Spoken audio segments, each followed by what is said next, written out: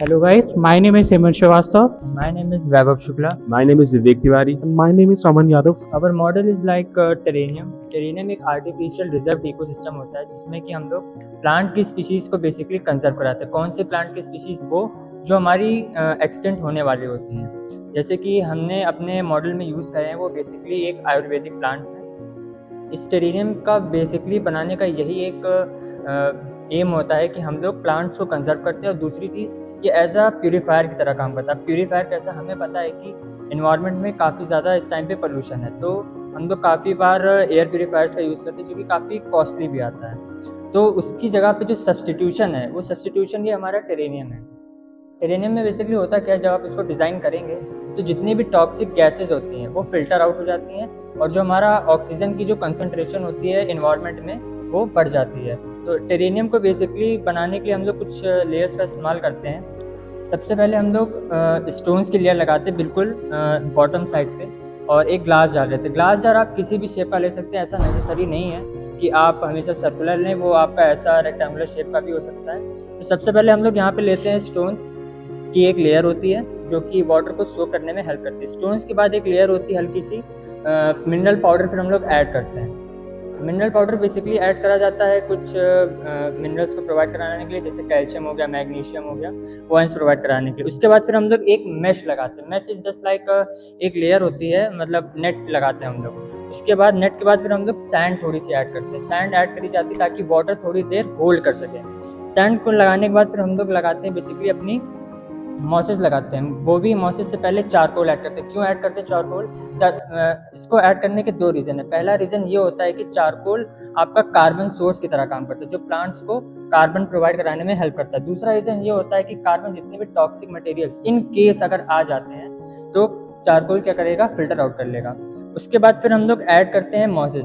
Mosses basically हम लोग दो टाइप की यूज़ कर सकते हैं. पहली जो हमने मॉसेस जिसमें यूज़ कर रखी हैं, पहली मॉस है स्फैग्नम मॉस और दूसरी है पिनकशन मॉस.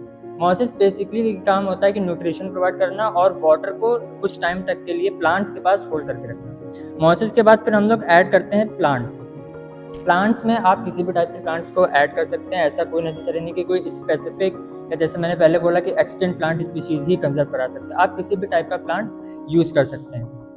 इस टेरेनियम में बेसिकली होता क्या है कि जैसे कि हमने कहा कि प्रिजर्वेशन होता है, इसमें प्लांट्स की मेटाबॉलिक रेट, जो भी प्लांट्स की मेटाबॉलिक रेट होती है वो स्लो डाउन हो जाती है. स्लो डाउन होने से क्या होता है, वो काफ़ी धीरे धीरे ग्रो करते हैं. स्टार्टिंग टाइम में क्या होता है, डे टाइम में हमारी फोटोसिंथेसिस की प्रोसेस चलती है जिसकी वजह से प्लांट जो है सन वाटर और कार्बन डाइऑक्साइड ले करके ऑक्सीजन प्रोड्यूस करता है. नाइट टाइम में क्या होता है, कैल्विन साइकिल चलती है. कैल्विन साइकिल में बेसिकली क्या होता है कि हमारा प्लांट अपना खुद का फूड मतलब स्टोर करता है, प्रिपेयर करता है. और इसके बाद बनाने का बेसिकली मतलब ये था कि अगर आप इसको लार्ज स्केल पे भी बना सकते हैं. मतलब कि अगर हम बात करें अदर कंट्रीज़ की, तमिलनाडु या यूएस कनाडा में, तो काफ़ी लार्ज टेरेनियम भी बने हुए हैं, तो आप इसको लार्ज स्केल पे भी डिज़ाइन कर सकते हैं. सबसे बेस्ट थिंग है जैसे टेरेनियम की सस्टेनेबिलिटी.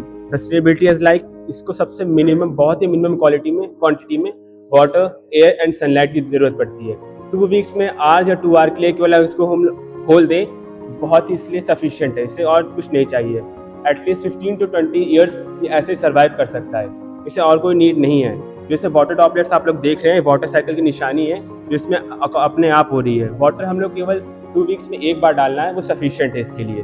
जैसा कि विवेक ने बताया कि वाटर में बहुत कम रिक्वायरमेंट होती है. इसमें बेसिकली वाटर साइकिल चलती है. जैसे कि हमने जानते हैं फोटोसिंथेसिस में क्या होता है, प्लांट्स जैसे ही वाटर को इवेपोरेट करते हैं, तो जैसे ही इवेपोरेट करते हैं जो वाटर ड्रॉपलेट्स होती है वो यहाँ पर फॉर्म हो जाएंगे. फिर ये कंडेंस होकर के वापस से फिर इसी ग्लास जार में चली जाएंगे. तो क्या होता है, ऐसा आपका वाटर रिसाइकल होता था. बेसिकली यहाँ पे आप वाटर की भी आप एक तरीके से कंजर्वेशन करवा रहे हैं. और दूसरी चीज़ सनलाइट इसकी रिक्वायरमेंट बहुत ही आप कह सकते हैं मिनिमम अमाउंट में हो सकती है. आप इसको डार्क रूम में भी रख सकते हैं, और नॉर्मल अगर आपको चाहते हैं कि ये लाइट आप दिखाएं, मतलब लाइट की अगर रिक्वायरमेंट भी होगी, तो जो हमारे रूम में ट्यूब लाइट्स भी लगी होती हैं, सेफेस लगी होती हैं, आप नॉर्मल उनसे भी दिखा के करवा सकते हैं. और जैसे कि बताया मैं सस्टेनेबिलिटी और साइंटिफिकली इसका सबसे बेस्ट व्यू होता है इंडेंजर्ड स्पीशीज़ को बचाना.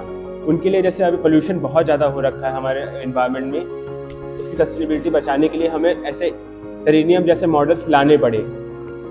इंडेंजर्ड स्पीशीज़ को हम लोग इसके अंदर प्रोटेक्ट करने के लिए पूरी ट्राई करते हैं. साइंटिस्ट इसमें ऐसी स्पीशीज़ को रखते हैं जो कि इंडेंजर्ड या फिर एक्सटिंक्ट होने वाली हैं, और उन पे स्टडी करते हैं कि आगे उन पे कैसे उन पे इफेक्ट पड़ रहा है मेटाबॉलिज्म का, फर्टिलाइजर्स का एंड इन्वायरमेंट का। टेरेनियम में बेसिकली आपको ये क्वेश्चन ज़रूर होगा कि क्या हम लोगों ने तो पहले से बना रखा है, लेकिन ऐसा नहीं होता है। टेरेनियम बेसिकली खुद का भी एक इकोसिस्टम ही डिज़ाइन कर लेता है।